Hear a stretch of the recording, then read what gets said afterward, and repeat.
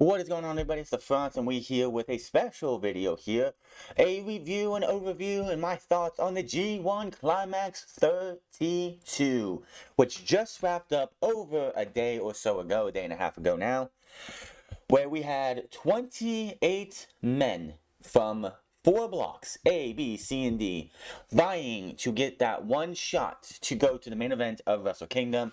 Block A had Kazuchika Okada, Jonah, Lance Archer, Tom Lawler, Jeff Cobb, Bad Luck Fale, and the ever goofy as all can be Toru Yano. B block had Tamatonga, Sonata, Taichi, Great Khan, Chase Owens, Tomohiro Ishii, and the IWGP World Heavyweight Champion, the Switchblade Jay White. Block C was Tetsuya Naito, Zack Sabre Jr., Evil, Kento, Goto, Hiroshi Tanahashi, and Aaron Hanare. And in the D block, we had Will Ospreay, El Phantasmo, Shinko Takagi, Yujiro Takahashi, Yoshihashi, David Finlay, and one Juice Robinson. This took place between the days of July the 16th and August the 18th, being August 18th yesterday. I watched almost all of this live. I did miss day one because I totally forgot it was that. I totally forgot it was that day, so I missed out on that day. And then when Juice took on Yujiro, I missed that match and the prelim matches for that episode. So what I'm going to do is I'm just going to go over the results and everything, give my thoughts on everything. Now, day one, I missed, obviously. You had, for the first 4 shows or so, the first few shows, first week and a half, I believe it was, you had 5 undercard matches, and then 4 block matches, 1 for each block. Then they got a little bit further in, and they went to 4 undercard matches, 5 block matches with 2 in 1 block, and 1 for everyone else. And then, of course, on the last night of block, they had 2 for each block, so 8 block matches in all.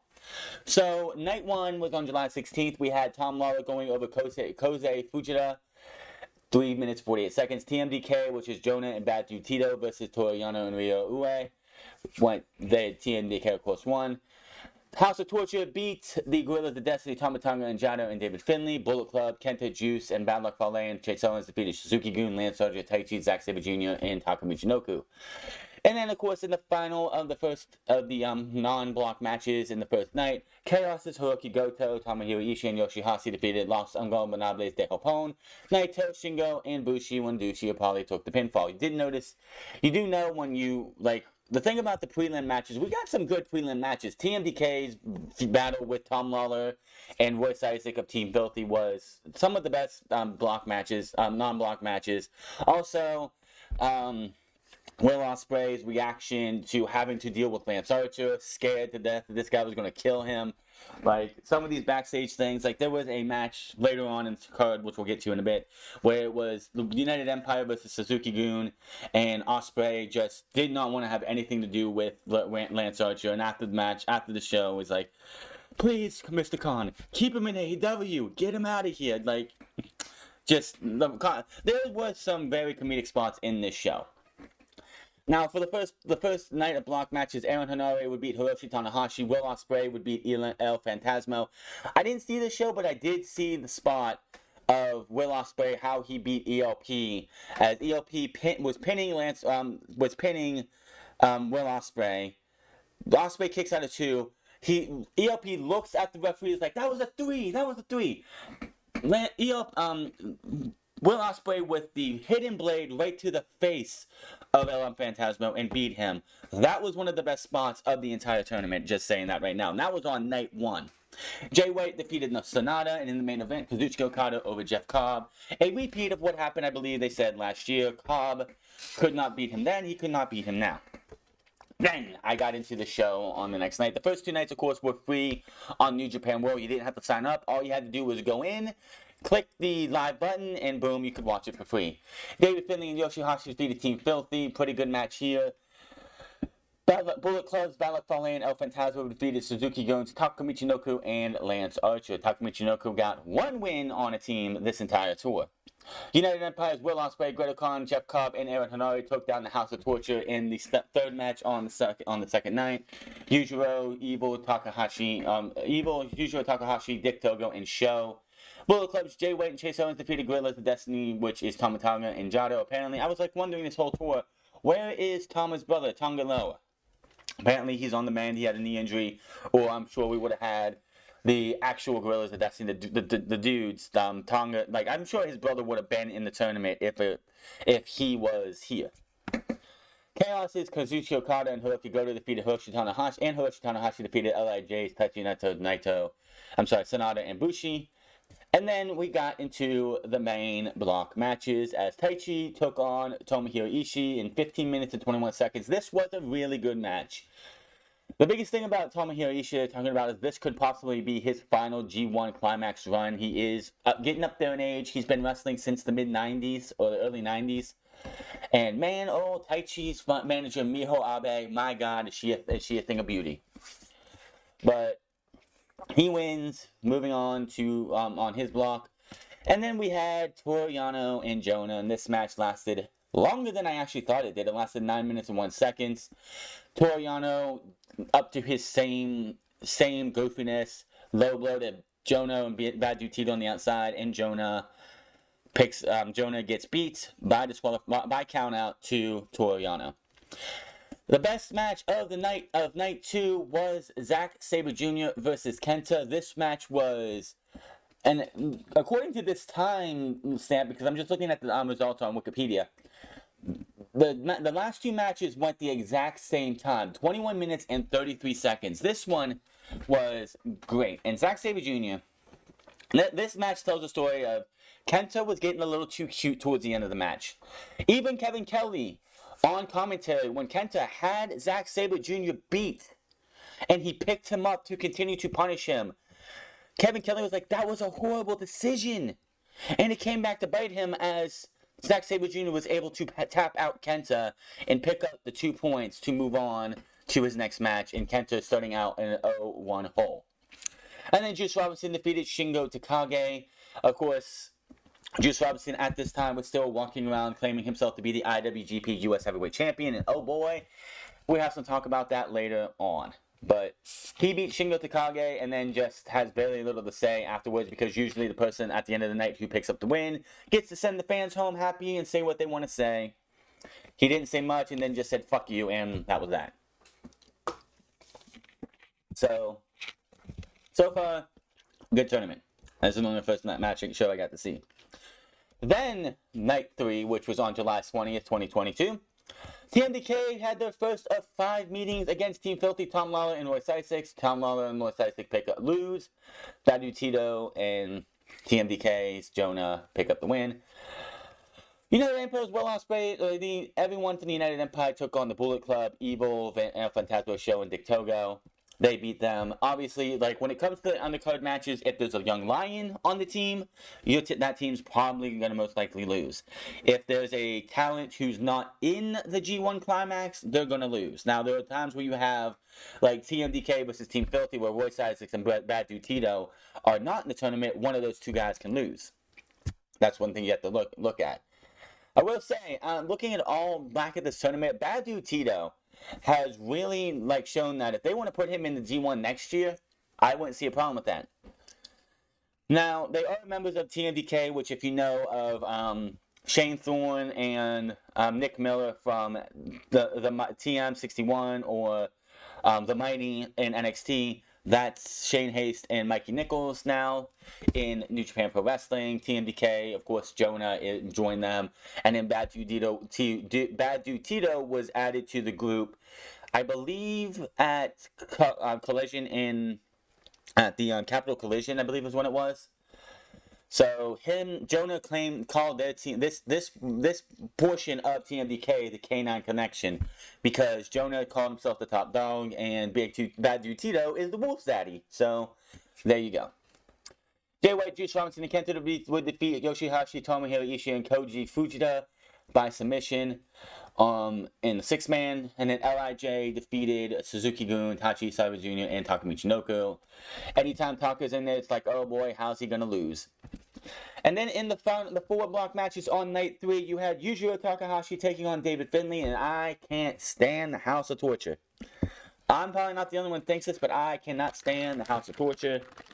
I can understand cheating a bit here, but my God, like, every single match, that Evil or Yujiro was in had some kind of shenanigans. Show would show up, like, for Evil's match, his Dick Togo would show up to, or be there to help cheat, to help, Evil win. For Yujiro, it would be Show. Show would come up, he would use a chair, he would use a wrench, he would distract. So, due to this all, Yujiro was actually able to beat David Finlay. Unfortunately, that absolutely sucked. Tama Tonga take on Chase Owens after this. 13 minutes, 18 seconds. Hell of a match. Chase Owens honestly had a hell of a tournament. Every single one of his matches, he didn't do enough to be able to get into the conversations to win the B block, but he went out there and he had bangers with Tama Tonga. He had a banger with Ishii. He had, like, great matches all tournament long. In his match with Jay White, we'll talk about that here in a bit, it was a little goofy, which, of course, when Bullet Club versus Bullet Club happened, goofiness came out, but in the end, it was a really good match with those two later. But Tama Tonga, and this G1, Tama Tonga does not win this G1, but this G1 was redemption for Tama Tonga after getting kicked out of Bullet Club. We'll talk about it more later. Bad Luck Fale defeated Lance Archer by countout, and I'm sitting here on night 3 going, my God, we're doing a countout again? Another fucking countout, because we just had a countout, what was it, 3 days prior on night 2 with Toru Yano and Toru Yano beating Jonah. This isn't the last countout either. Jonah would be victim to another countout later on. And in the main event, Hiroki Goto took on Tetsuya Naito, and this was the time when Kevin Kelly started talking about this is possibly Naito's last chance of winning the G1 and going to main event in the Tokyo Dome. And I'm sitting here wondering, why are they pushing this? Why is Naito being pushed? Why are they pushing it down your throat that this could be Naito's last chance to win the G1? This could be his last chance to main event a Tokyo Dome. Why are they, like, doing this so much? And I'm thinking, they're not going to push this so hard and have him win, are they? So, it was from this point on that I was like, there's no way Naito doesn't win C Block. He might have lost here. What about his next matches we'll talk about here in a bit, but this was another really good match. Naito is just great. I know you could tell just the entire tournament, like, he's got the knees wrapped. You know this guy, he ain't got much time left. Tetsuya Naito has put his body through so much. He's not got much time left as a full-time active competitor. It could very well be the last time a G1 Climax has Tetsuya Naito in it, just because his body breaks down and he can't do it anymore. So, at the standings at this time showed that Okada and Yano were both 2 up, and Fale as well. So it was 2-2-2. Everyone else didn't have anything yet. In the B block, Taichi, Tonga, and White all at 2. C block was Hanari, Sabre, and Goto all at 2. And Takahashi, Robinson, and Ospreay all at 2 going into night 4. Night 4 of this. Bullet Club, Juice Robinson, Tenta, and El Fantasma defeated Hiroki Goto, David Finlay, and Roy Ua. Team Filthy defeated TMDK, Jonah, and Bad Dude Tito. Like I said, they had 5 meetings in this entire tournament, this entire run outside of Lawler versus Jonah, which happened later on. Bullet Club, Bad Luck Fale, Chase Owens, and Yujiro Takahashi defeated Suzuki Goons, Lance Archer, Taichi, and Taka Michinoku. Ospreay, Okan, and Cobb defeated the House of Torture, and LIJ defeated Hiroshi Tanahashi and Gorillas at Destiny, Tama Tonga, and Jado. Then we get to our block matches. As per usual, Zack Sabre Jr. took on Aaron Henare. Aaron Henare is one of those guys I knew nothing about. Did not really see much of him except for his, I don't think he was actually at Forbidden Door, was he? I'm pretty sure he wasn't. So, going in, not knowing much of him, and he might not have done well when it comes to wins and losses, but Aaron Henare's entire G1 tournament could be stated as, he was in every single match, and just one move if one thing was done differently, he would have won more matches than he lost. Same thing here with Zack. He dominated Zack Sabre Jr. But Zack Sabre Jr. loves to play possum, and Aaron Henare, who is still relatively young, and I think he's like a year or so post excursion. I think it's a year or two post-excursion. I could be wrong. Comes in this match and goes for something. And Zack Sabre Jr. ties him up, gets the tap out, and picks up the win. So Sabre Jr. would get himself 2 more points, and then Hanare would drop down to 1-1. Shingo Takagi took on Yoshihashi, and Yoshihashi, that's another guy that I didn't know nothing of Yoshihashi. Shingo Takagi I first saw in 2019 when I saw the Best of the Super Juniors finals, and then his match with Will Ospreay, and then his match with his transition to heavyweight. And I'm like, I remember Shingo Takagi in 2019, and like, this guy's a junior heavyweight. I'm like, are you kidding me? You mean to tell me they threw a heavyweight into the junior heavyweight division and tried to fool everybody? Give me a break. That dude was a heavyweight from the moment he joined New Japan. It was kind of wrong to have him in the junior heavyweights. Anyway, but Yoshihashi did not know much, if anything, about Yoshihashi except for his match at Forbidden Door and his match with the Young Bucks. Coming to this thing, and he had himself a hell of a tournament too. He didn't win, obviously. We'll talk about all the winners and everything. But he was another one of those who had all the heart, and he could win every single one of his matches, except for this one. This one was definitely a Shingo win from start to finish, absolutely. Then, Shingo wins, of course. Then, in a 10-minute belter. Not a big fan of Toru Yano. Not a big fan of Toru Yano. And I should have mentioned this before, that the night before, the night before, was it? No, 3 days before, when Kazuchika Okada and Toru Yano were on opposite sides of the tag team ledger, Toru Yano and his young boy attacked Okada and his tag team partner, and you got a vicious and violent side of Toru Yano. And I'm like, where the hell did this come from? Why am I not seeing this Toru Yano all the time? Why is it this goofy goofball that we see who has to hit low blows to try and pick up wins? Well, apparently, I didn't know this, but he used to be like this. He used to be this version of Toru Yano who would go out there and be violent and break rules and do everything he could to cause massive pain. So he beat the hell, like, he went out there, he had some sake in his hand. He came out looking like he was drunk off of alcohol and everything. He went out there and gave Okada a 10 seconds run to try and beat up Okada as much as he could and get pretty much, he knew he wasn't beating Okada.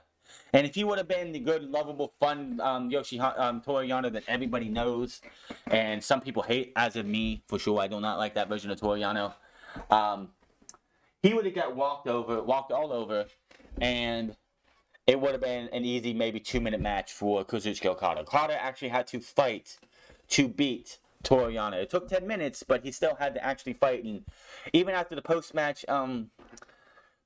comments from Kazuchika Okada, he was like, man, I wish I could come in here and say I had an easy match, but he didn't. And of course, after the match was over, Toru Yano went back to his goofy side again. Just saying. But I want to see more of that Toru Yano than what we see usually. I'm just saying. Give me the vicious and violent version of Toru Yano instead of the goofy Toru Yano. And then in the main event, Jay White beat Tomohiro Ishii in 22 minutes and 2 seconds. Hell of a match here as well. Ishii is always going to be a tough one to take down. He's no spring chicken, but he ain't no slouch. He's no slouch either.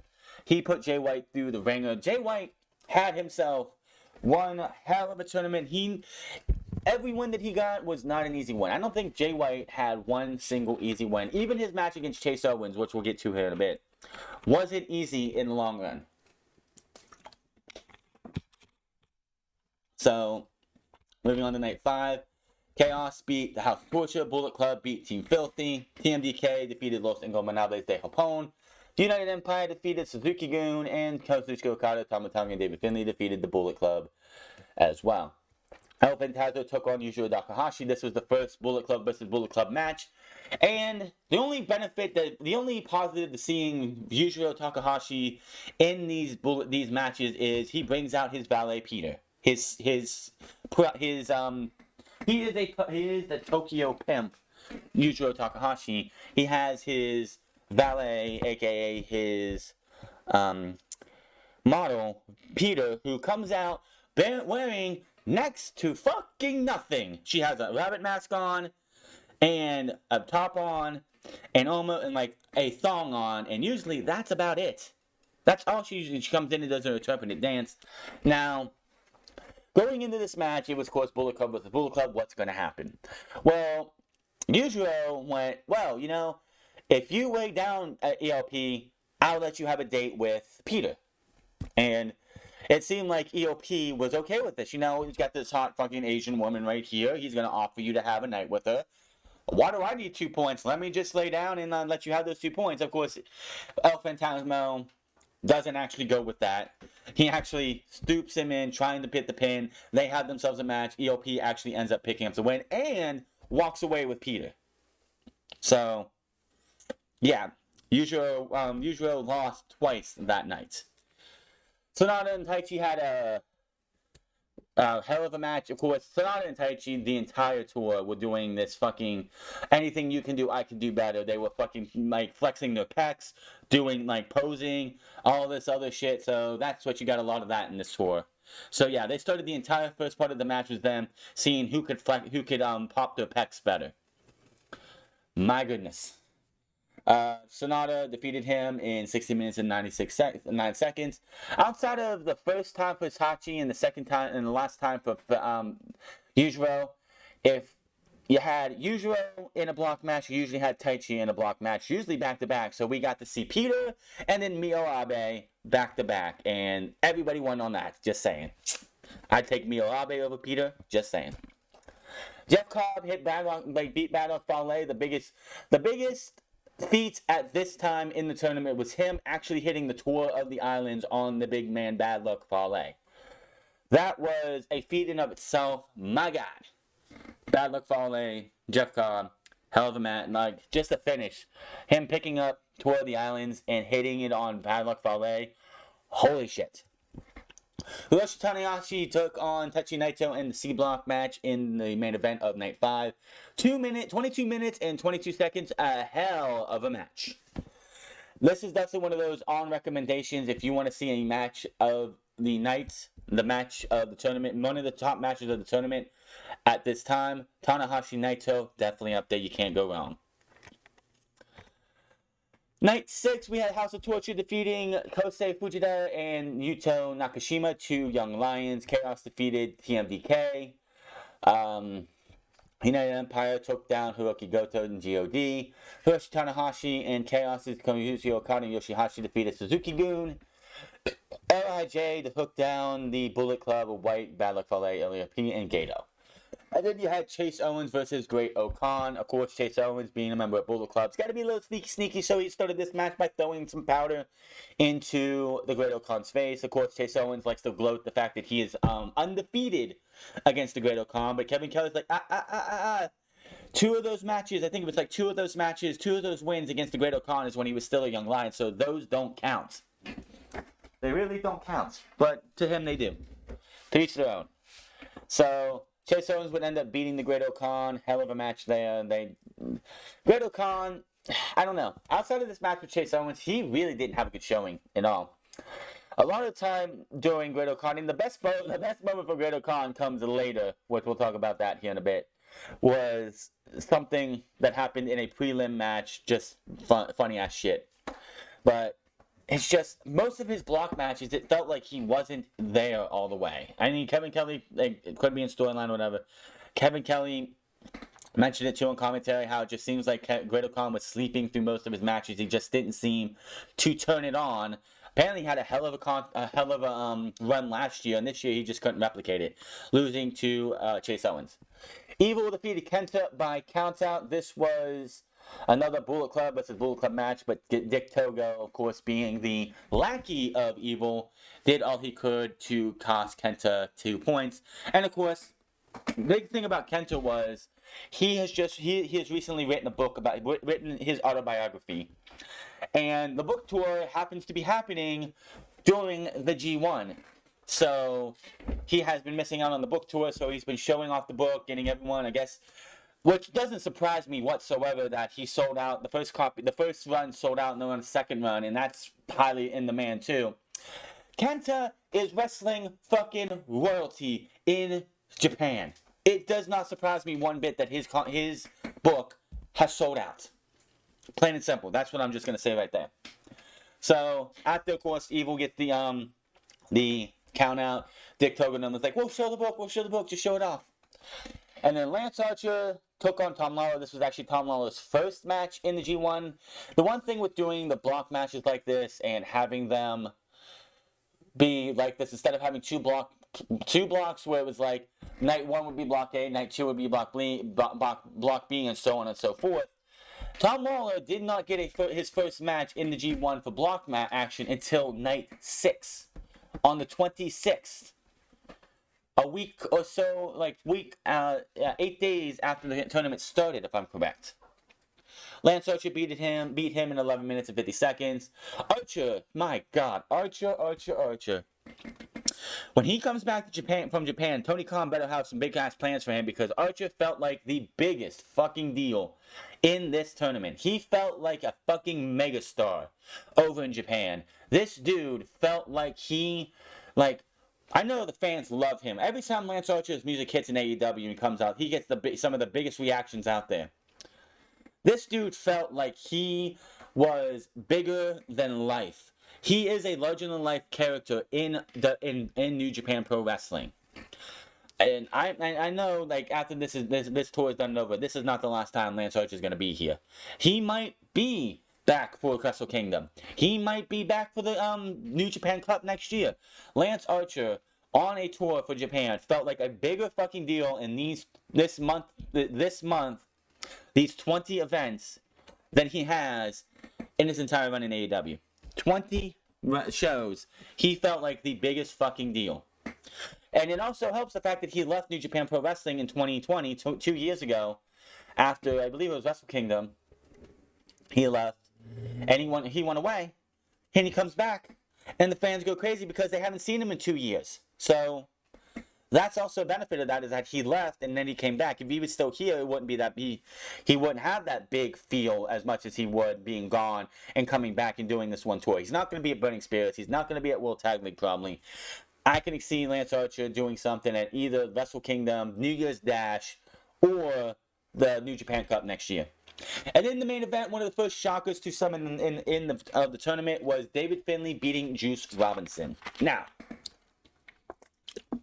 as I mentioned early on, at this time, Juice Robinson was still walking around, claiming to be the IWGP US Heavyweight Champion, but he's not officially recognized as the IWGP US Heavyweight Champion. That is Will Ospreay. So David Finlay and Juice Robinson have this match, and Juice Robinson gets beat soundly, I say, 24 minutes and 1 second. And David Finlay absconds with the US Championship and says that he's whatever claim Juice Robinson had in this title, he took it away from him. So he said to Will Ospreay on the mic that when he faces him one-on-one, he will give the title back to him, but after he's done with him in the ring. So that was the beginning of the Pass the Parcel U.S. title that we saw going on. Up until night 6, this is how the score was. Okada with 4, Yano with 2. Everyone else besides Okada had 4. Yano, Cobb, Fale, and Archer had 2. Lawler and Jonah had 0. On B block, White had 4. Sonata, Taichi, Tonga, Owens both had 2. Khan and Ishii had 0. C block, Hanare, Sabre had 4. Hanare, Goto, Tanahashi, and Evil had 2. Kenta and Naito had 0. D block, Ospreay, Finlay, Phantasmo, Taikagi, Tanahashi, and Robinson all had 2. There was a 6-way tie at the top at this time. Obviously, if it would end at that time, there would be anarchy in the arena, and we'll talk about that here in a bit. What seeds they tried to plant for possible chaos towards the end. The 7th night, on July 22nd, House of Torture defeated Hiroshi Tanahashi and Yuji Nakashima in a tag team match. Bullet Club's ELP and Kenta took down Team Filthy. United Empire's Okan and Jeff Cobb took down TMDK's Jonah and Batu Tito. Bullet Club defeated Chaos. LIJ defeated Suzuki-gun, and then Will Ospreay started off the block action by beating Yujiro Takahashi. This match was decent at best. I'm not gonna say Yujiro's not great in the ring. Like I said, the best thing about Yujiro. This also was where Yujiro. People have been wondering up between the time that ELP took Peter on night 5 what's going to happen between Peter and Takahashi, Yujiro. Well, she just happened to show back up right out. Like, he came out, he looked despondent, he looked upset, and then she popped up and was like trying to get him, like, try to ask for forgiveness. He came over, he dropped his staff, he came over and gave her a hug and was like, feel good moment for a moment. But Will Ospreay ends up winning in 11 minutes and 17 seconds. Not that good of a match, but it's Yujiro Takahashi, not too much to run home about. Bad Luck Fale beat Toru Yano. Apparently, Toru Yano has a winning record over Bad Luck Fale in the G1 going into this match. Apparently, that's what Chris Charlton or them were talking about. Hiroki Goto, Aaron Hanari, another one of those ones where Aaron Hanari, all he had to do was do one or two more things, and he would have won this match. But unfortunately, Hiroki Goto wins this one 17 minutes and 12 seconds. The first blemish of Tama Tonga is a block action. He goes down to Tomohiro Ishii. I believe this was Ishii's only win in this. I could be totally wrong. And we're going to go through all this. So Tama Tonga goes down there. Night 8, July 30th, House of Torture defeated Kosei Fujita and Ryo Ioua. Cannot get that guy's name right. I think he's the one who has the afro. I could be wrong. Bullet Club defeated GOD, United Empire defeated Suzuki-gun, LIJ defeated the House of Torture, and Chaos defeated Bullet Club. Now, David Finlay defeated Shingo Takagi in what was another shocker. The thing about David Finlay was that this is, I believe, if I'm correct, David Finlay's first G1. No one expected him to beat, people expected him to beat Juice. More than likely, former tag team partners, Finn Juice, all that good stuff. Nobody expected this guy possibly to beat Shingo Takagi. But David Finlay beat Shingo Takagi, and if I'm correct, at this time, him and Ospreay were tied at the top for points. Absolutely. Jonah defeated Tom Lawler, which was a pretty good match. Jonah is a wrecking machine. He's an absolute unit. Sonata defeated Great Khan, and this one definitely just felt like Great Khan was wanting to get this match over with. I don't know, again, like I said, Great Khan just did not feel like he had the fight to go out there and have a really good tournament. Hiroshi Tanahashi, this one pisses me off. Hiroshi Tanahashi defeats Zack Sabre Jr., but this one has an asterisk beside it. Because quite clearly, and I don't know what they're going to do with this because it seems like they're just going to let this sweep under the rug. Hiroshi Tanahashi beat Zack Sabre Jr. by pinfall with Zack Sabre Jr.'s leg under the rope. And yes, the next night, the next night, Zack Sabre Jr. bitches a fit about it on commentary to Kevin Kelly on commentary, but nothing's gonna be done about it. It seems like Zack Sabre Jr. is off to do something with Naito still. We'll get about that later, but Hiroshi Tanahashi beat Zack Sabre Jr., but Zack Sabre Jr.'s leg was under the rope. It was clear as day. How the referee didn't see it is beyond me. And what's really weird about this one is that Zack Sabre Jr. gets pinned by Hiroshi Tanahashi and seems to, like he doesn't know his foot was under the rope yet, which he gets pissed about. He seemed to take this one on the chin. He had, him and Hiroshi Tanahashi just then, sit up and they're, talking, being jovial and everything. And Zack Sabre Jr. just seems happy that he had a match with Hiroshi Tanahashi. Very weird. Very weird.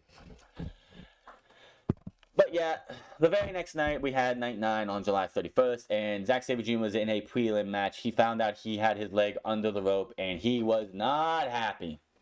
But it just seems like they're going to sweep this under the rug. I hope not. There has to be a reason why you had Zack Sabre Jr. have his leg under the bottom rope while Hiroshi Tanahashi pins him. And it doesn't seem like right now, unless something happens, because they weren't a tag team match in the next night against each other. They were in two different tag team matches, but for whatever reason, it seems like they swept it under the rug. Who knows? Maybe we'll come back in Burning Spirits. Who knows? Night 9, July 31st, 2022, Bullet Club, Kenta and all them beat the Hiroshi Tanahashi, Goto, and Ishii and Ryo Ioua. TMDK defeated Team Filthy in what I believe was the third match against each other, which was the rubber match. I thought that was going to be it, but apparently I was wrong. United Empire defeated David Finlay in the GOD. LIJ defeated the Suzuki-gun as well, and then Jeff Cobb and Lance Archer. Holy shit. Talk about a hoss fight. This wasn't the best Jeff Cobb match. That comes later against Jonah. Oh boy, Jonah. But man, Lance Archer and him went out there and went to war, and just like It was a feat to put Bad Luck Fale and hit the Tour of the Islands. Lance Archer getting hit with the Tour of the Islands from Jeff Cobb is just as impressive. Those two guys are not small dudes. My goodness. What was for me an absolute upset of the tournament as well would be Yoshihashi defeating Juice Robinson. I think this was even an upset to Kevin Kelly, who was on commentary. I don't think anybody expected Yoshihashi to go out here and beat. Because if I'm correct, this puts Yoshihashi up, like, in the positive. Like, they talk about how Yoshihashi has not really been good this, like, in the G1. Like, he's got a very bad record. Like, Yoshihashi is definitely, like, if you have a G1, you have bets on, like, say, a 10-man block, 7-man block, who's the least favorite guy for you to actually see win the G1? Nobody puts Yoshihashi at top, apparently.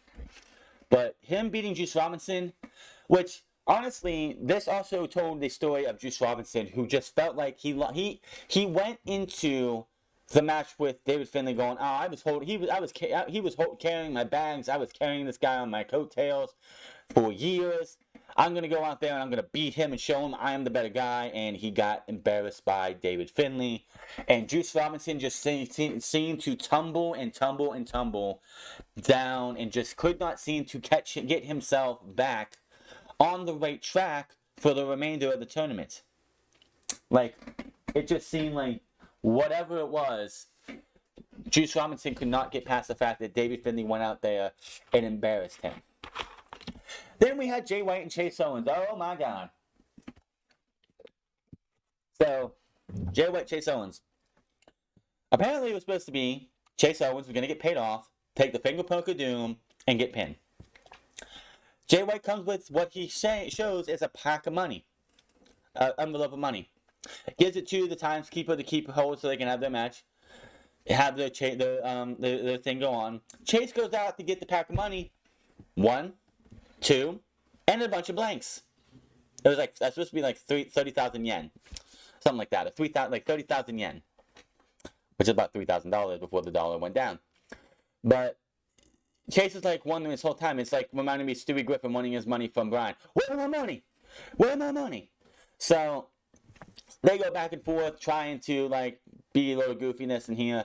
And they even do the finger poke of doom for a minute. And then Jay White's like, oh, no, I've seen this before. I know what the fuck happened to you. I ain't doing this. I'm going to try and pin you. And you're going to try and roll me up. Now, after the post-match coverage, Chase was like, that was usual. This is me. I'm not going to do this. But at the moment, Jay White, yeah. So, after that, they got into themselves an actual pretty good match. With Jay White, of course, picking up the win and actually happened to have his money, have a run for his money against Chase Owens. Kazuchika Okada versus Bad Luck Fale followed that. We are into the 5 block at a time matches here now instead of 4. And Kazuchika Okada took down Bad Luck Fale with the money clip. Apparently, these guys have a pretty good, a pretty evenish G1 record as well against each other, I guess. But Fale, I honestly was like, yeah, Fale's not winning this match. He's not going to be able to do much. 11 minutes, 52 seconds, he beats him. And then Tetsuya Naito, who basically was win this match or your tournament's pretty much over, beats Evil, 24 minutes, 54 seconds. Hell of a match, of course. It was interesting how this match started because Evil, Naito has his arm out, doing the salute. Evil comes up and then does tries to recreate how he turned on Tetsuya Naito before he joined the Bullet Club with the salute into the 2-Sweet and then the Everything is Evil, which his finisher is fucking terrible. I do not like Evil's finisher at all. A leg sweep.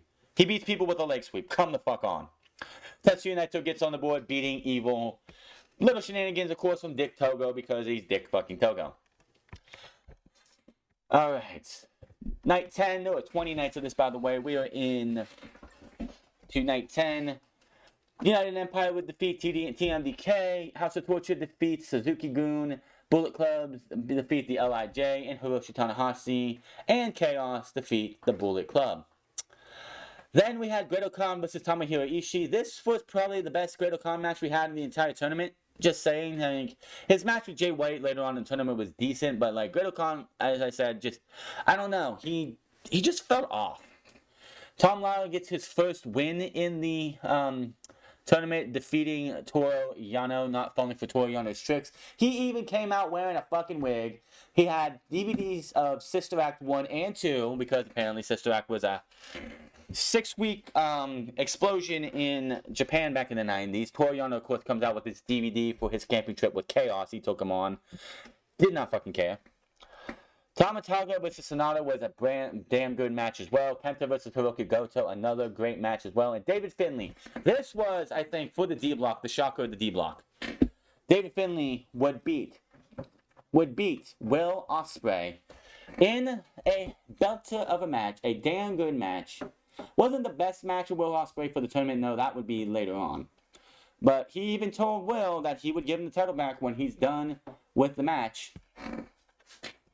And he did say after he beat him, he beat him with the Trash Panda, which is a twisting brainbuster, I believe. He just said he had the title still. He said, it's like, I will give you this title back, but when you go to defend this championship, I get first dibs.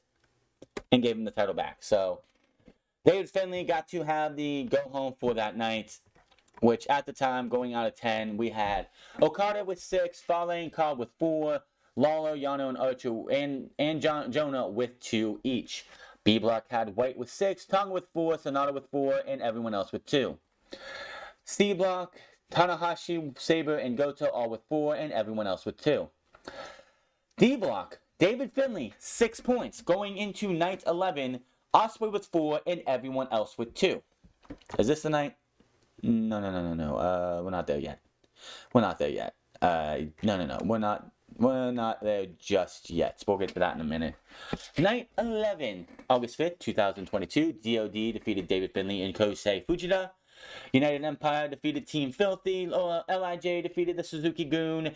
Chaos defeated the Bullet Club. And then we get into the block matches. I missed this night from the first match till the Taichi match because I was on my alarm did not go off right away and I didn't get up. And when I turned it on, Taichi and Chase Owens were in the middle of a match. It was like the very beginning of the match. But Taichi ends up beating Chase Owens. A big shocker, I would be saying, Yujiro Takahashi defeating Chase Robinson. I didn't see it, so I can't sit there and say exactly how it happened. But things were getting a little fishy in the D block at this time, just going to say. Tetsuya Naito would go on to beat Aaron Hanari. It's another one of those matches where Aaron Hanari, if just one other thing would have went this right way or another. He looked like he had Tetsuya Naito on the ropes. Tetsuya Naito was able to hit Destino and get the pinfall out of nowhere. Let's just say that. Aaron Hanari may not have gotten many wins on this tour, but he showed you that he's going to be a force in G1s to come. And then the match of the night, and it's not even fucking close, 14 minutes, 50 seconds, Jonah versus Jeff Cobb. If you want to see Jonah versus Jeff Cobb free of charge, but you don't want to watch the G1 Climax episode, House of Glory Wrestling has this same exact pairing on their YouTube channel for a first round match in their World Heavyweight Championship tournament. That match was damn near close to what you got here. It was actually, I think, a minute or two longer. But my God. This was literally Godzilla versus King Kong in real life. Jonah wins with the torpedo, which is what they call his tsunami, which they're not going to call it tsunami over there. And holy shit, this was definitely like, Jonah went up and hit the tsunami or the torpedo on Jeff Cobb, and I swear the ring moved. Like they were just like big man fight, having big man fight, and I swear that ring was moving every time they did something big. And then I wish this would have been the main event over Hiroshi Tanahashi versus Evil because of the whole bullshit with Dick Kogo and them. Tanahashi was able to survive everything with Evil and picks up the win.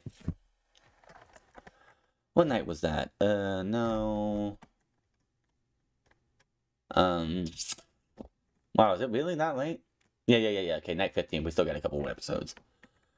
Let's see here.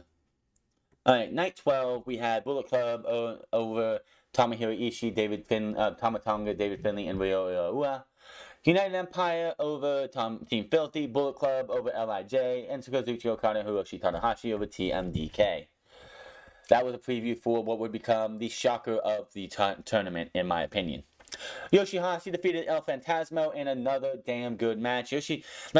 I did not watch the Best of Super Juniors, but apparently El Phantasmo was on the goofier side for the Best of Super Juniors, was doing a bunch of shenanigans and a bunch of other comedic bullshit. But in this one, yeah, he played the match, most of the matches by the book. He was almost as clean as possible in his block matches. But in the end, Yoshihashi Tanahashi would beat ELP. And then we got Lance Archer versus Toru Yano. Lance Archer out Yano. He even tied him up. He tied him up to the barricade. Yano had some baby scissors. Like, you know, when you're doing arts and crafts when you're a young kid, you get these like little baby scissors. That's what Yano did to be able to cut himself out. Archer eventually gets tied to one of the young lions who's been on the other side of the barrier. So Archer has to actually pull this guy through the barricade into the ring, uses him as a weapon against Toru Yano. But in the end, big huge blackout, which Toru Yano is not a small dude. So hitting the blackout on Toru Yano still is a feat for sure. And Archer would pick up the win, beating him. Zack Sabre Jr. versus Hiroki Goto, another good match between these two guys. Jay White over the Great Khan, which was a meh match as well.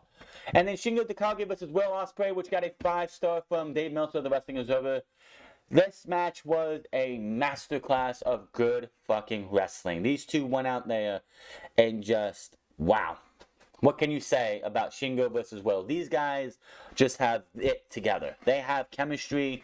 They can go out there and give you match of the year after match of the year candidate if they really wanted to. And it was one hell of a match. So there was that. So far, great tournament so far. Night 13 on August the 7th. We're getting into the willy-nilly of things. We are going to start seeing people get back-to-back days. As ELP, I believe, was the first one to, yeah. ELP was one against Yoshihashi on night 12, and on night 13, he had Juice Robinson. But before we get to that, Chaos over David Finlay, Hiroshi Tanahashi, and Yuji Nakashima. House of Torture over the GOD. LIJ versus Suzuki-gun went to LIJ's way, and United Empire over the Bullet Club. Then Evil took on Aaron Hanare. Of course, more bullshit from the House of Torture and their garbage. I still can't stand the House of Torture. Tom Lawler got a massive win over Bad Luck Fale with the nasty knee to the brain. Definitely a feat of strength for Tom Lawler. Tom Lawler needed to win this match because he had Kazuchika Okada coming up in one of his matches coming up later. And Jeff Cobb as well. If Tom Lawler would have lost to Bad Luck Fale, there would be nobody who would ever even think that he would have a chance to beat Okada or Jeff Cobb. Then we had our next Bullet Club versus Bullet Club match, and this was your WWE Comedic Sports Entertainment match of the tournament. These guys go out there and they're like, we're going to have good, old, fair, professional wrestling, and then they start to give you a demonstration on professional wrestling. You would have slowed that, like they would go for a whip into the ropes. They would whip the opponent in the ropes, and it was like really slow, or they were just like doing wrestling in slow motion for a good portion until they went out of the ring and fun and games were over. ELP actually took Juice Robinson's head and smashed it into he had a table laid out, and he just banged his head into the table until his head went through the table. This one got emotional on high emotion because ELP actually got disqualified. The first time I've seen a disqualification in New Japan in a while, because I guess because they can't fight out in the crowd like they used to or whatever. I guess that referees will be lenient. If you do something on the outside, they're not going to do anything. But if you do it on the inside in front of the ref's face, you're going to get disqualified. Which happened is that ELP had a chair, tossed it right into Juice's face, and Juice picks up 2 extra points. That would be the last 2 points of Juice Robinson. So Juice Robinson really only beat Shingo Takagi in this tournament. We'll talk about the rest later. Chase Owens, in what was his best match of the entire tournament, beat Tomohiro Ishii with the package power driver. And Jonah gets the shocker of the entire tournament, beating Kazuchika Okada in 21 minutes, 53 seconds, breaking the rules with the fans. The fans are not right now not allowed to cheer at all. They have to clap, stomp their feet. They're not supposed to have any other type of reaction. Every single time Jonah would go up to the top rope to hit Torpedo, you would hear, oh, oh. And then he hits Torpedo on Kazuchika Okada and pins Kazuchika Okada. Nobody saw this coming. I figured you're going to get another money clip.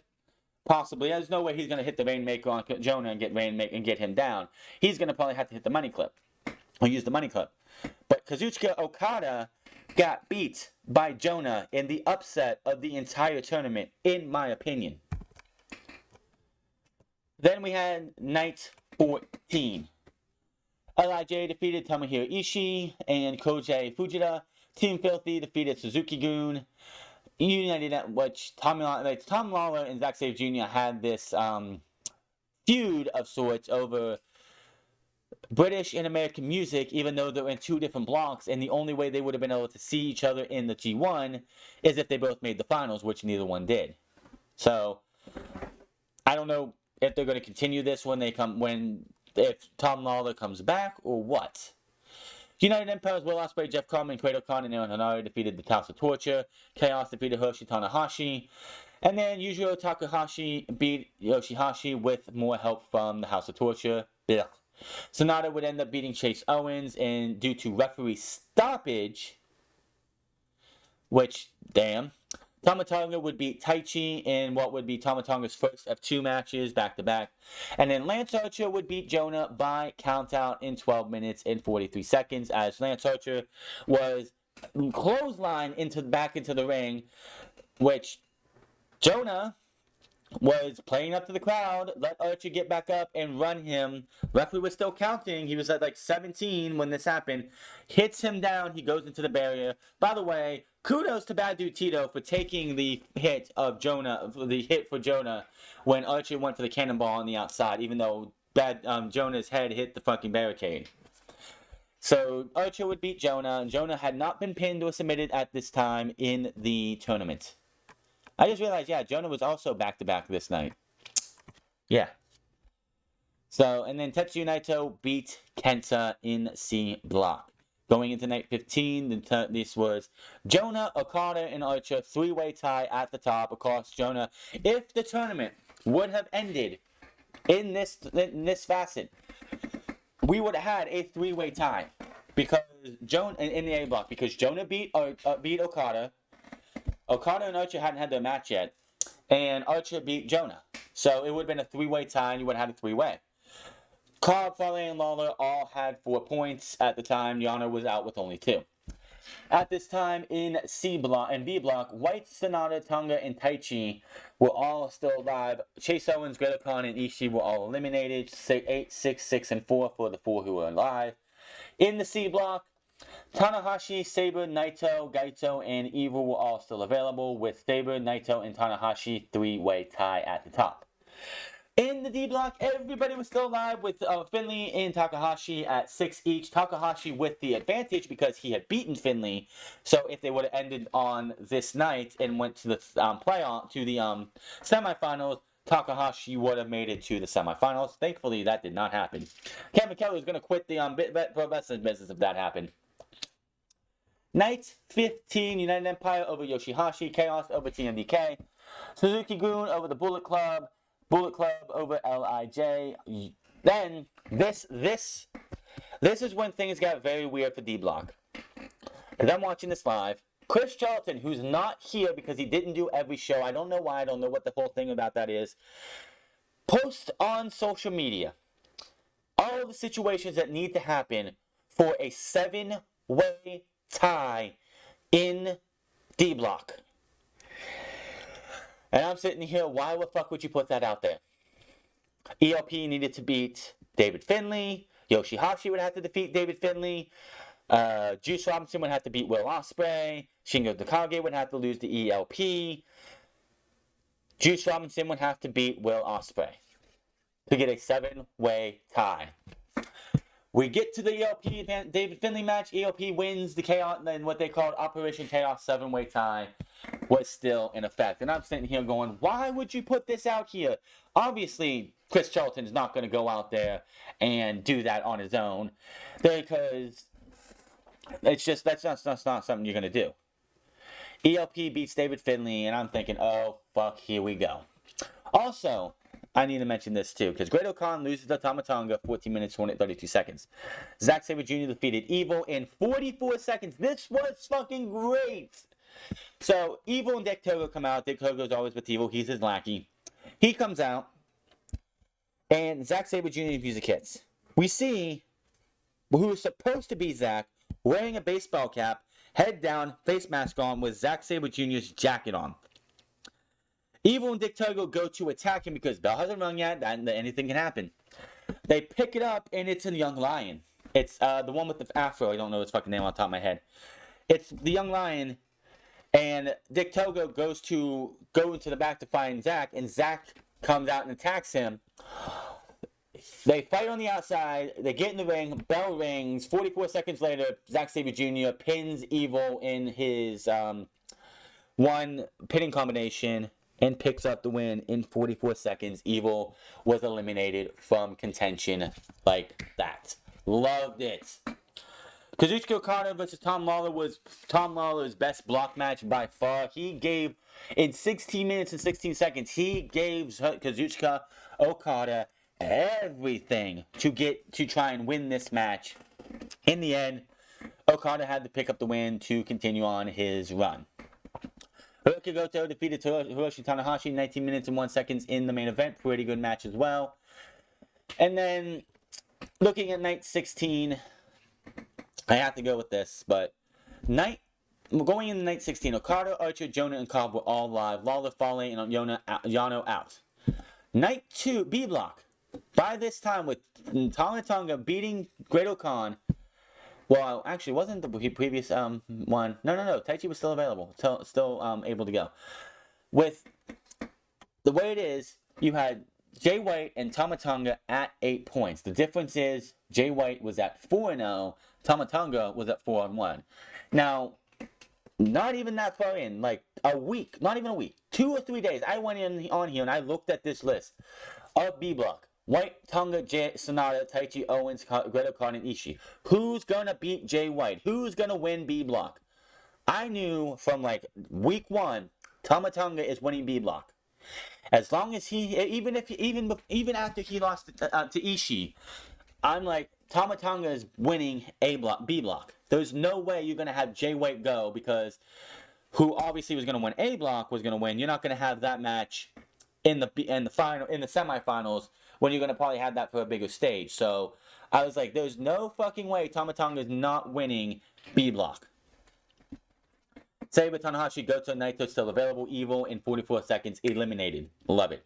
And of course, Operation Chaos at this time, still available. Night 16, Bullet Club over the Hiroshi Tanahashi, David Finlay, and GOD. TMDK over Team Filthy in what was their 4th meeting. LIJ over Suzuki-gun, Chaos over the House of Torture, and then Kenta defeated Aaron Hanare, which, if I'm correct, did not mean much of anything at this time, because they were both out of the tournament regardless.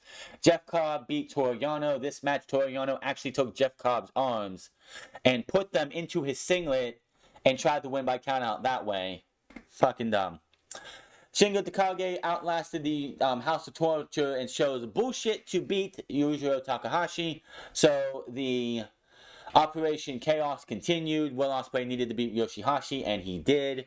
So the 7-way tie was still in effect at this time. And then Jay White defeated Taichi, which I think they had this number wrong, because if I'm correct, Taichi still had a match that he could have won. I don't know. Anyway, Jay White defeated Taichi, keeping his undefeated streak alive. Night 17, the next to last night of block matches of block. House of Torture defeated Hiroki Goto, Yuto Nakashima, Ryo Uemura, and Kosei Fujita. Man, Goto had to go out there with 3 young lions. I mean, he is one of those vets that you could definitely do that with. United Empire defeated TMDK. Bullet Club defeated Los Ingobernables de Japón. Chaos over Suzuki-gun, and the Drillers of Destiny over Bullet Club, Jay White, and Gato. Now, to have Operation Chaos have the 7-way tie, Yoshihashi had to defeat David Finlay, and he absolutely does with a roll-up.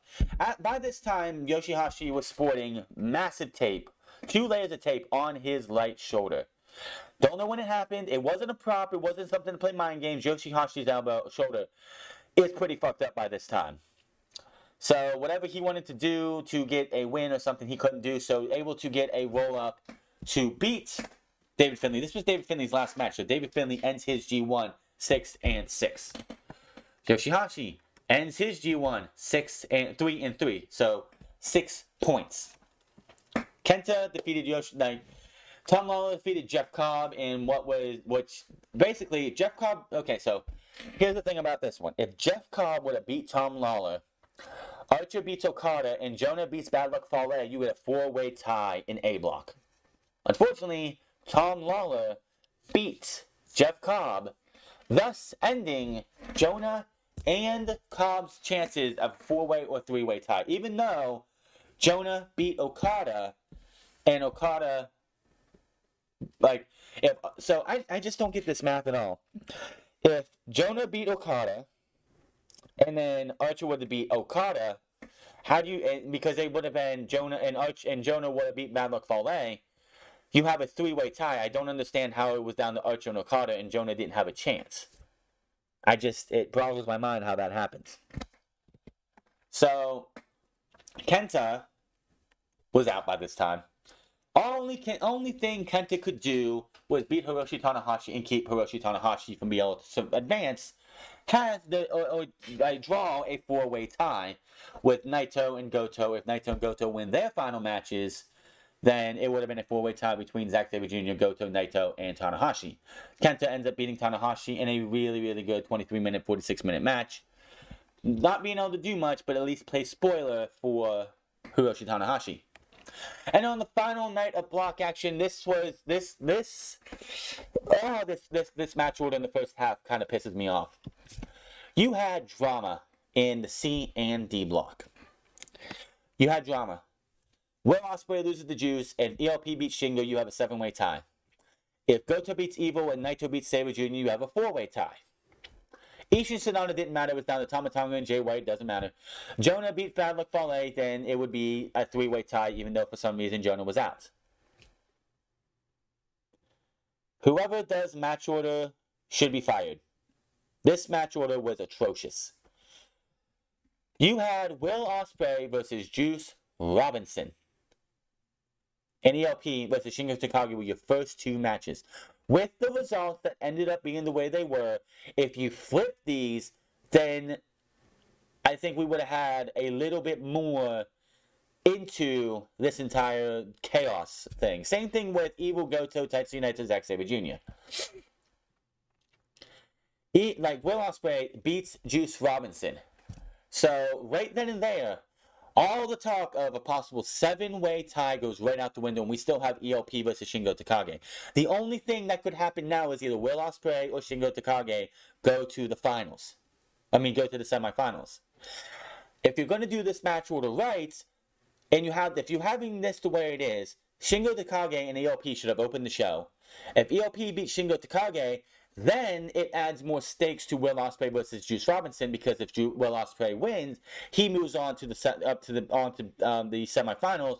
If Juice was to win, it would be a 7-way tie. Now, the show before this, if I'm correct, it was this one, right? Yeah, the show before this, Will Ospreay had his U.S. title again. The United Empire just finished up a match. We're heading toward the back when Bullet Club came out and attacked them, and Juice Robinson took the U.S. title again after he power-driven Will Ospreay on the mat. Okay. And he's pretending to be the U.S. champion again. I don't know why. I would not have done anything like that. I'm sorry. I don't care if it's supposed to be his character or whatnot. I know why they got rid of the Intercontinental title, so they can give the more room to breathe for the United States Championship, because with the Intercontinental title being around, the US title would never have a chance to be anything. But you're going to go out there and have Juice Robinson hold on to a championship, run around for months saying he's the US champion even though he's not recognized, only for David Finlay to take it from him, give it back to Will Ospreay, only for Juice Robinson to take the title back from him for no goddamn reason other than the fact that he's a dick. And then Will Ospreay beats him anyway and takes the title back anyway. It makes the U.S. title, it devalues the U.S. title. It would have been much better just keeping it on Jon Moxley and have him beat everybody from pillar to post until you got somebody who was viable. My fucking goodness, what a way to make the U.S. title look like shit. But back to this whole thing. I understand why you would not have done a play-in match or anything here. It would have been too, especially since you had 4 blocks instead of 2 blocks. I can see if you have 2 blocks, you can have the opening match of the final, have the play-in match, like you say, Jonah, Okada, and Archer in a 3-way. The winner of that goes into the final. But I know you don't want to go and have final block match, have the semifinals and the finals 3 days in a row is what they did. I don't know why, but that's what they did. So, but you could have changed this a little bit and had Ospreay versus Robinson after ELP and Shingo, with Shingo losing, because if Shingo beat ELP, it didn't matter what happened with Will Ospreay and Juice. I get why they went with Juice on Ospreay first, because if ELP versus Shingo went first and ELP lost to Shingo, then the Will Ospreay and Juice Robinson match does not matter. But with the results that you knew you were going with Will beating Juice, why not put ELP and Shingo on first, especially if Shingo's getting beat by ELP?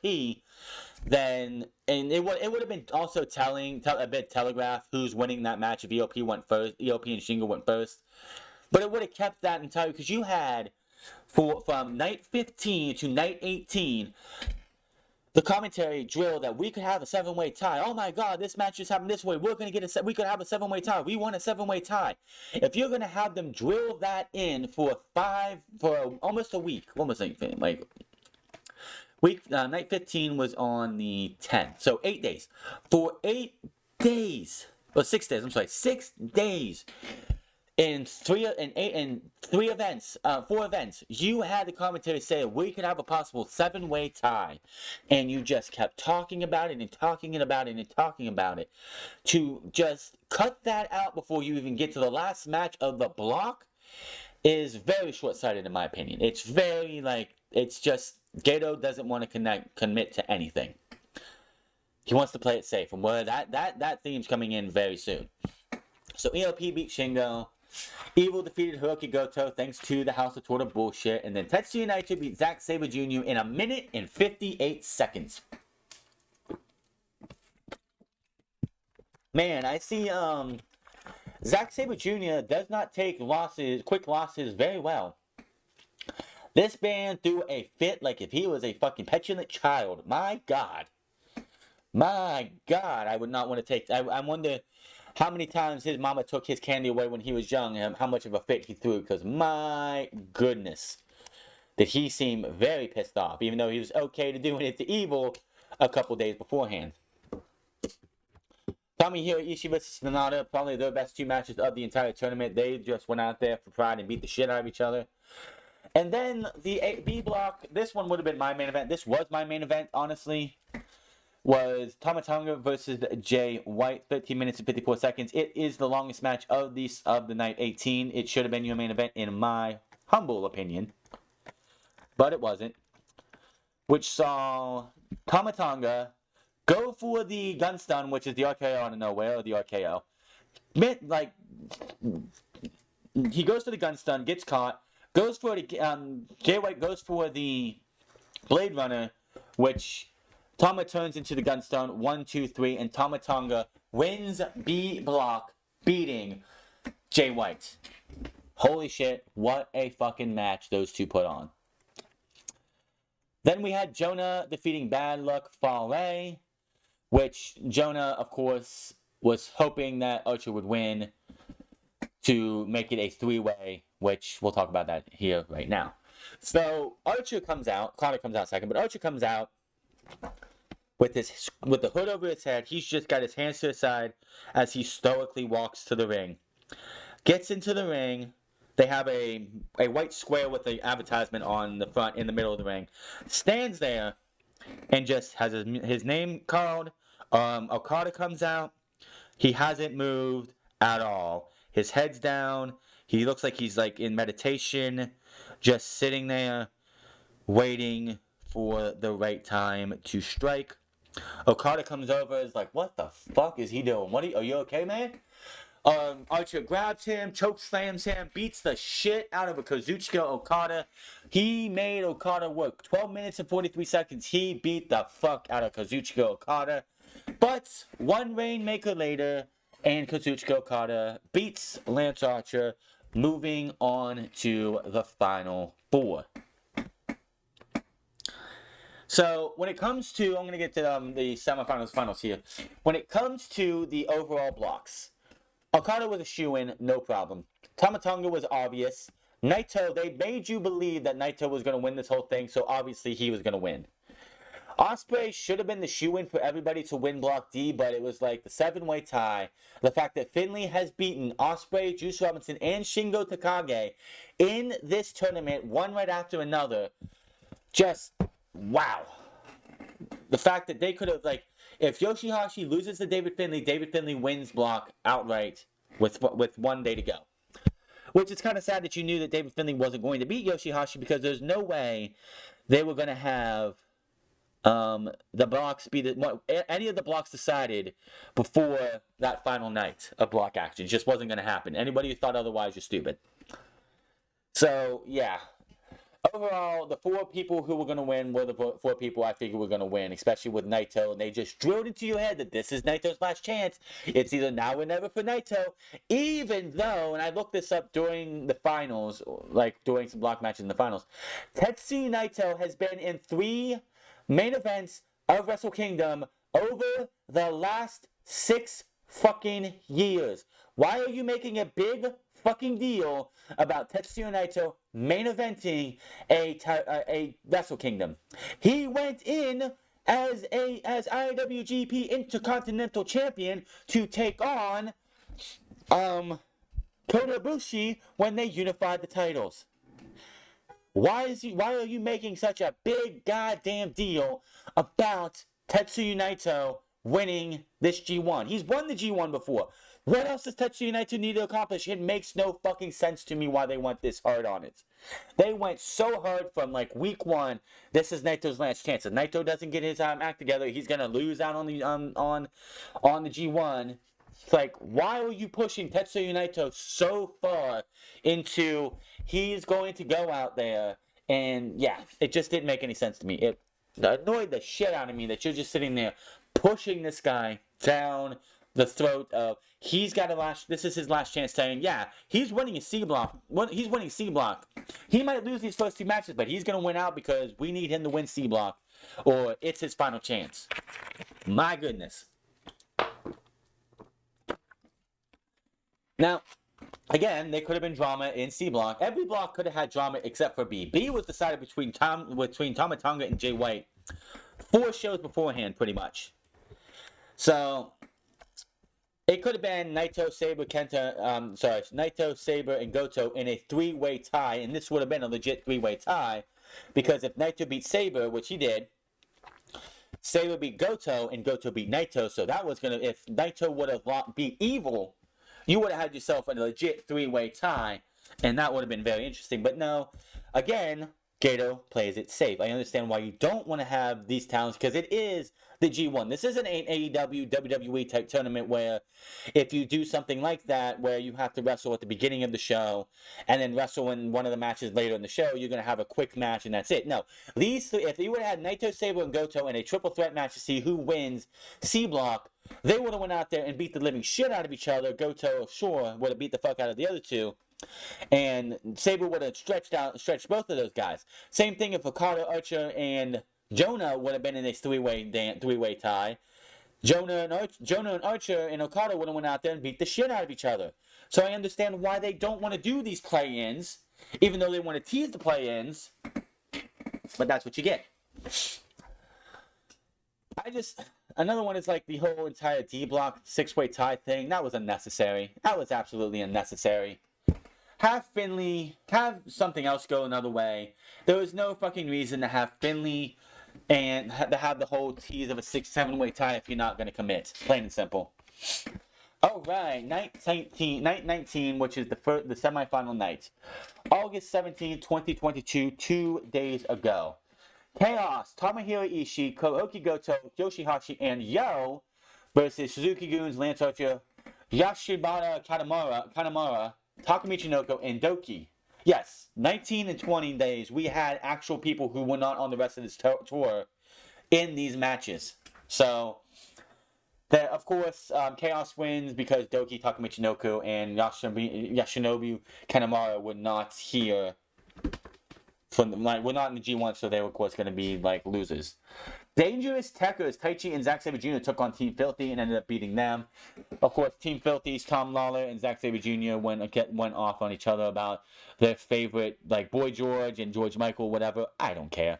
TMDK's K9 Connection took down the Great Bash Heels. That's Toge Makabe and Tomoke Hanma. Very weird match, interesting match. The Great Bash Heels apparently was the faction that was a precursor to Chaos, and Toge Makabe and Tomoke Hanma are just a tag team from that name now. Bullet Club would defeat the Great United Empire, which after the Bullet Club match here, back in the back, since their G1s are done, we already got talk of these two teams, Bad Luck Fale and Chase Owens, I believe they call themselves the Crown Jewels, the Bullet Club, versus Hanari and Great Khan. Jeff Cobb and Great Khan. Of those two teams, who's going to be the ones to go get the IWGP Heavyweight Tag Team Championships from FTR? That's already started, so that's where those two teams are going. Who's it going to be? We'll find out later on the line. Kenta, Evil, Yujiro Takahashi, and ELP took down Shingo Takagi, Sanada, Hiromu Takahashi, who got two matches in on this tour, and Bushi, by submission, Hiroshi Tanahashi, Toru Yano, David Finlay, and Kushida on the tour, which felt so cool to see Kushida back, beat Jay White, Carl Anderson, Doc Gallows, and the Bone Soldier, Taiji Ishimori. My God, does Taiji Ishimori look like a little child next to Jay White, Carl Anderson, and Doc Gallows? Just saying. By pinfall, Hiroshi Tanahashi, Taiji Ishimori, of course, is going to be feuding with Kushida coming out of this tour. Kazuchika Okada and Tama Tonga went 19 minutes, 8 seconds, and there were many times in this match it looked like Tama Tonga might just be able to overtake the Rainmaker and pick up the win. Unfortunately, that did not happen, and Kazuchika Okada picks up the win, moving on to the finals, which anybody should have saw coming. In the main event, which I'm really surprised Okada and Tama Tonga did not get the main event, but Tetsuya Naito and Will Ospreay did. 20 minutes, 23 seconds, Will Ospreay would go on to defeat Tetsuya Naito, ending Naito's hopes of winning the G1, and making the entire pushing it down our throats that this is the last chance of Tetsuya Naito mean absolutely fucking nothing. Obviously, it's going to be the remainder of the summer into fall, into winter. How are they going to try and get Tetsuya Naito to the main event of Wrestle Kingdom? Will he be able to get a shot at the world title? Which, coming out of this tour, the only person who has a claim to having a match for a challenge for the world title is Tama Tonga. More on that in a bit. So, in the final night, Chaos is Hiroki Goto, Tomohiro Ishii, Yo, and Yoshihashi took on the House of Torture, Stick Togo, Evil Show, and Yujiro Takahashi. Chaos wins. After the match, Show takes one of the the Never Openweight 6-man tag titles, and blasts Yo in the back, head to head, leaving him lying. Now, if anyone doesn't know, Yo and Show used to be Roppongi 3K, multiple-time IWGP Junior Heavyweight Tag Team Champions, World Junior Tag League Champions, and all that. They're going to bulk up. They're going to eventually become... These guys started together, were a tag team together. They're going to be intertwined rivals their entire career. Whether they bulk up and become heavyweights or stay in the junior weight division, they're going to be guys that are going to battle each other from here to the end of their careers. And I also do expect eventually, whenever, like I'd say a couple years from now, Yo and Show will have a reunion. Roppongi 3K will have a reunion tour as a tag team. It's just inevitable. That's just how something like that would happen. TMDK defeated Team Filthy in the 5th and final time between each other. This time we do get a torpedo, which the fans just fucking love, like breaking the rules for, and I love it. United Empire defeated the Bullet Club. Again, more backstage between these two later on, where the Bullet Club mock Jeff Cobb and Great Khan for being unable to keep the tag titles out of AEW, which they do in the second. On the last night, they do agree to have a match between these two teams. The winner will be the first team to challenge FTR for the IWGP World Heavyweight Tag Team Championships. Suzuki Gones, Lance Archer, Taichi, and Zack Sabre Jr. defeated Los Ingobernables, Bushi Sanada, and Tetsuya Naito. After the match, Lance Archer gets the microphone, gets his moment on the mic to thank Japan, and tells them this is not goodbye, this is just see you later. So he got to have a nice little send-off, and again, Tony Khan, if you're looking for somebody to build up to be a World Heavyweight Championship contender and possible champion, Lance Archer is your dude. I'm just saying. Bullet Club's ELP and Kenta defeated Shingo Takagi and Hiromu Takahashi. Obviously, the biggest story coming from this match is Shingo Takagi is being mocked by ELP, because ELP has been saying, even on his jacket over the last 2 nights, it said Shingo's daddy. Shingo's daddy. He wants a shirt in Shingo's font, the dragon font that he uses. ELP is my daddy. So, obviously, we're getting another Shingo Takagi ELP match coming very soon.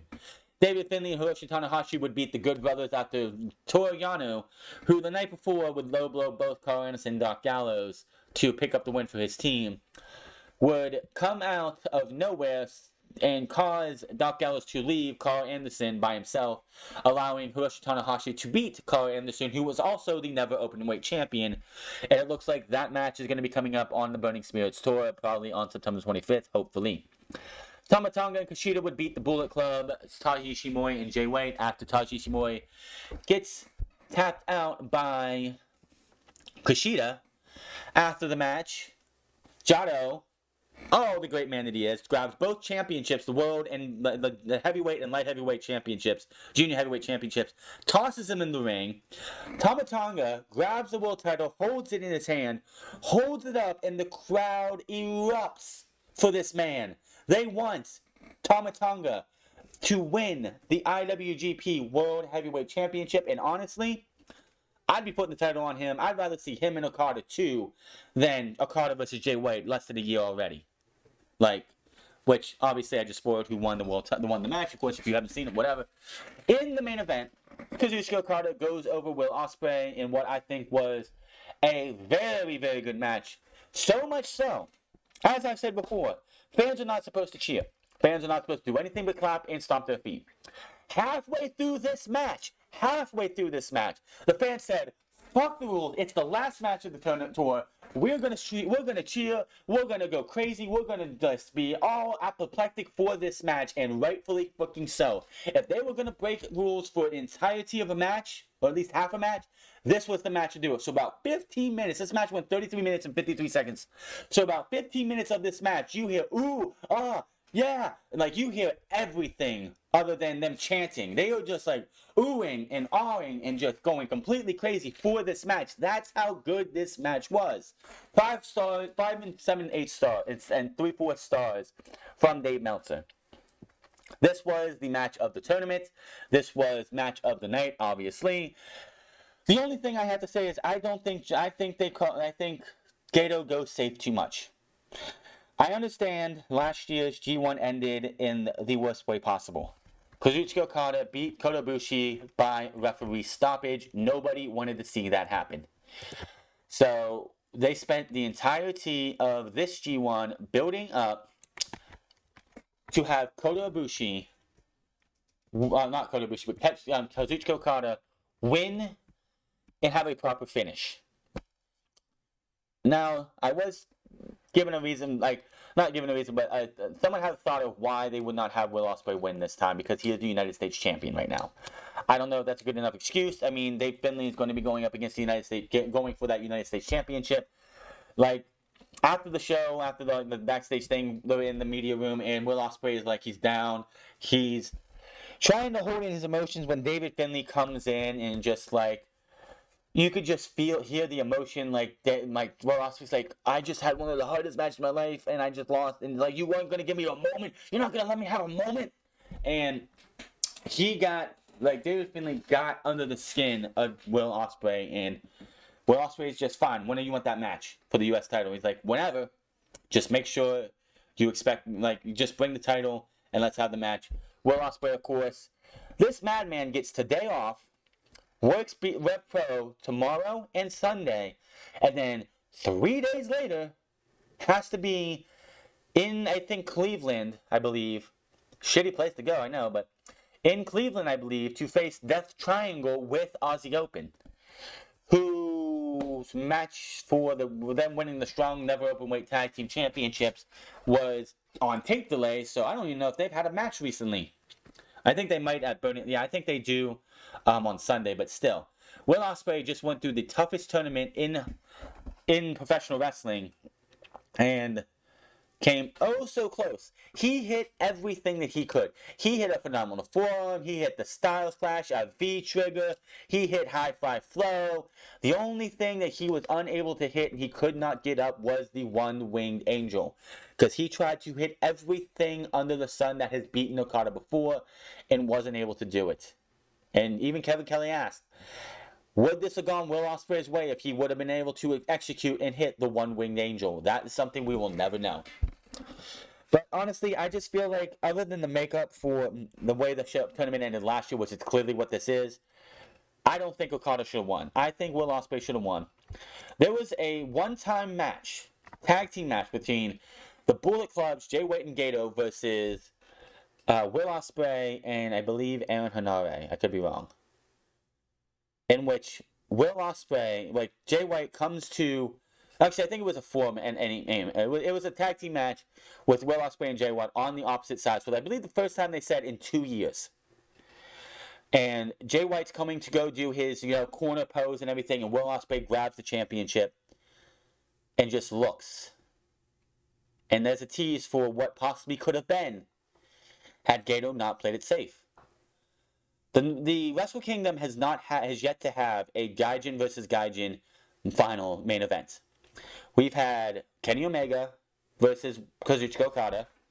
We've had others that were in the main event. We've had other Gaijins, even before it was, I went through the list of all the things that were precursor to Wrestle Kingdom and Wrestle Kingdom. There have been very few Gaijins who make the main event of Wrestle Kingdom. We have never had two. We have never had a Gaijin versus Gaijin main event. Will Ospreay is one of the most popular, loved wrestlers in all of New Japan Pro Wrestling. Whereas Jay White, there are people who love him. There are a lot of people who hate him for the right reasons. Those two, one-on-one, in the Tokyo Dome, main event of Wrestle Kingdom, would be the biggest match, one of the biggest matches in New Japan Pro Wrestling history. But no, Gato says we're going to go with Okada. If Jay White still has the championship by then, which I would give it to Tama Tonga and give me Tama Tonga versus Okada 2, because that was a hell of a match, and I would love to see them go 40. But no, that's what they're going to go with. They're going to go with Okada. Overall, if you don't have the ability, I'm on the East Coast. I live in the Eastern time zone. So waking up at 5 o'clock in the morning or 4 o'clock in the morning, or like not going to bed till like 3 o'clock in the morning or something because the show was on Sundays at 1 or 2 o'clock. It's a lot. Like, if you want to watch this at your own leisure, whenever you want, go and do it. It's worth the watch. The G1 the block matches outside of things with most of Evil and most of Yujiro's matches were absolutely shit. Everything else was fucking good to great. There was a lot of good stuff that happened on the undercard as well. I'm not going to put that past anything, too. You had the TMDK, the TMDK Team Filthy 5 matches. Those were some good stuff. Will Ospreay in the ring against going head-to-head with Lance Archer. Thankfully, those guys weren't in the same block, because I think Will Ospreay would have ran and hid because he just didn't want to have to deal with them. There was good stuff on here. There was some bad stuff. But a lot of great stuff. So if you want to check out the G1 Climax 32, I cannot recommend it enough. It was a lot of fun. I'm just glad it's over because, man, it definitely started to wear on me because I was there watching this stuff live outside of day one, and I missed Yujiro's match against Juice, which is fine. But for the most part, I was getting up way early to watch this shit. And September 25th seems to be the next time they're going to have English commentary on on anything. So I might check that out and might do a review for that one. But I don't know. We'll have to see. If it's just nothing but tag teams, then I'm not going to worry about it. If the Burning Spirits match show on the 25th is actually like Will Ospreay versus David Finlay, Carl Anderson versus Hiroshi Tanahashi, and Jay White versus Tomatonga, you're damn straight I'm watching it and I'm gonna fucking review it. But until then, hit that subscribe button, comment down below, like or dislike this video. I'll be back tonight for SmackDown. You guys have a good one, and I'll see you later.